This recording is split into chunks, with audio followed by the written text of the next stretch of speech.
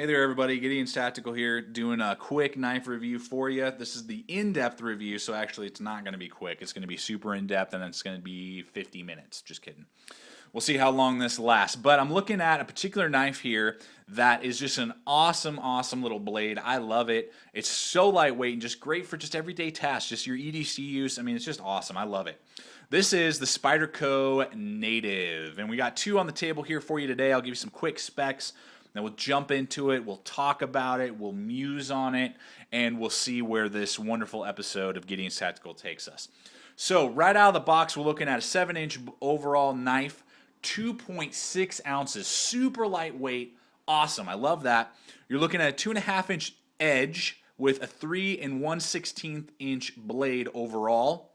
You're looking at FR on handles, lockback design, made out of CPM S30V steel, super high quality steel. Just an overall amazing knife. Tip up, only carry, which I love. So those are the basic specs for you, and we'll jump right into it here. We'll look at the plain edge first. Look at that baby. Wow. So this is just a great, in my opinion, just EDC blade, and I would say this is definitely a backup tactical, and we're going to talk about it here. You can see 2.5 inches, that's just great for EDC use. Hollow grind, it's got the S30V steel, great high budget, high quality, steel. It's going to last a lifetime, hold a great edge for a long period of time.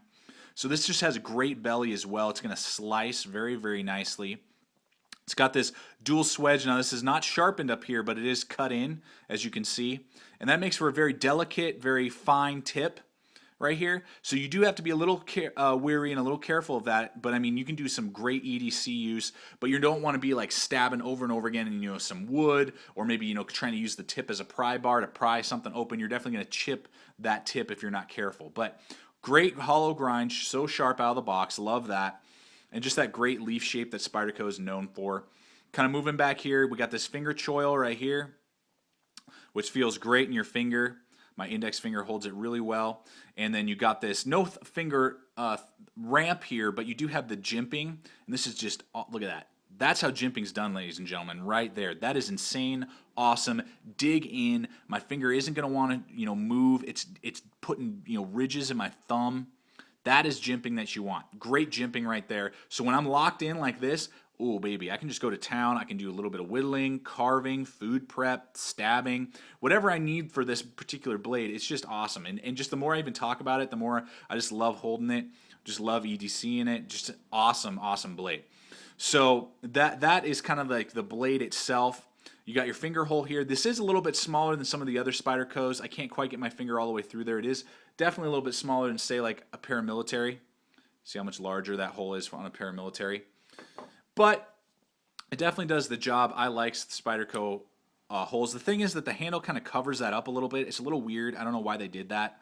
It would have been nice, just to have it, I don't know, raised it up just a little bit, but I guess they're trying to make it nice and slim. And it is definitely slim and sleek in your pocket. You're not going to feel it or like, man, this is bumping around. I mean, you're not minding it at all. So the deployment, you get your finger right in there, and it definitely bites in your thumb really well. I've never like accidentally missed it or anything like that. But boom, you just flick it out, a little bit of wrist flick, and boom, it's out there. Because you are fighting up against lockback design. So, but the deployment is super easy, nice and smooth, just like you would expect from a Spyderco. Just awesome, wrist, little bit of wrist flick, and boom, it's out there, ready to go. Bringing us to the lockup itself of the blade. Great, none left, right, none up and down. Great lockback design. Love it with the Daniel Dent. A lot of people complain, oh, well, I can't close it one-handed. You got to be kidding me. Look at this. I'm holding this one-handed. I kick it just a little bit and move my hand. Boom, it's closed. Flick, kick, close. Super easy, not that difficult. And you can close it one-handed. So the lockback is fantastic, flawless. Moved on to the handle. FRN handle, I'm going to say that this isn't the best texturing. I'm just going to come right out and say it. It's not the best texturing, in my opinion.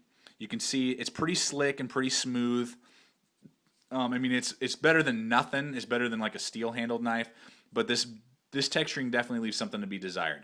So the FRN handle is kind of sucky in that way. It's not going to give you the best grip on the sides. but no aligners inside.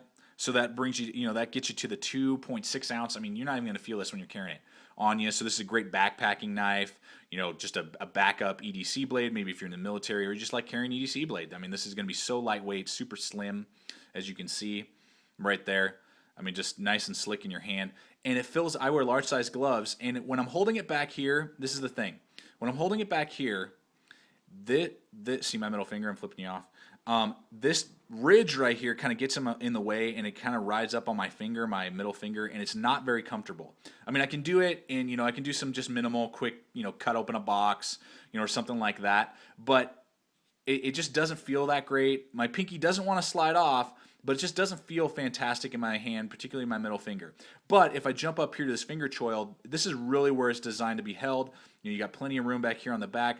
This bump ridge goes right in between my ring finger and my middle finger, and then my index finger's right up here, and I have maximum control, maximum cutting. So if you're doing long cutting processes, you're definitely going to want to hold it like this. Yeah, quick stuff is fine like this, but it just isn't really designed and isn't very comfortable in your hand when you're holding it back here away from your index finger and the finger choil. So just be aware of that. Finally, we're going to go to the pocket clip.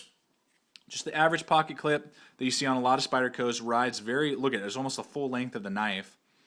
And, okay strength. But I mean, it's nice and up against it. It's not going to be, running all over the place. It's up against their Spyderco native logo. So it's not going to tear up your pocket. This is not going to tear up your pocket. So if you're like a businessman or you're wearing Dockers and dress pants a lot and you want an EDC knife, this will not tear up your pocket. It will ride a little high. So I want to kind of show you that. Slips up in there. That's how much you're going to have sticking up. I don't mind that. I like having a little bit to grab. Some people don't. This is by no means a problem for me. Screwdriver right here, so you can just, with a flathead screwdriver or a penny, you can unscrew that, flip it for left or right carry, and it is a totally ambidextrous knife there for you. So that's really nice. And just an overall well-designed pocket clip.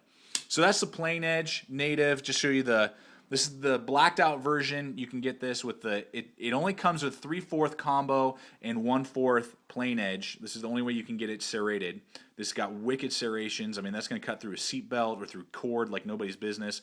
Exact same design all around. It's just a blacked out blade, and that's the combo edge. You can get it satin edge as well in the combo, but you cannot get it blacked out plain edge as far as I know. But S30V steel as well. Again, just great all around. This is just awesome blade. Those are those two. Just want to show you an old one. That's the native 4. This is the native 3. Old school, rocking it out, busting it out. Got different jimping, got more belly. Got VG10 steel versus the S30V. Kind of a wider handle a little bit. Wire pocket clip. Just kind of wanted to show that to you guys. The jimping isn't as good on this one. This is when they definitely upgraded the jimping on the native 4 versus the native 3 that I have in my hand here. But that's just a little throwback to the past really quick for you guys. I love EDC in this one as well, though this one is definitely slimmer.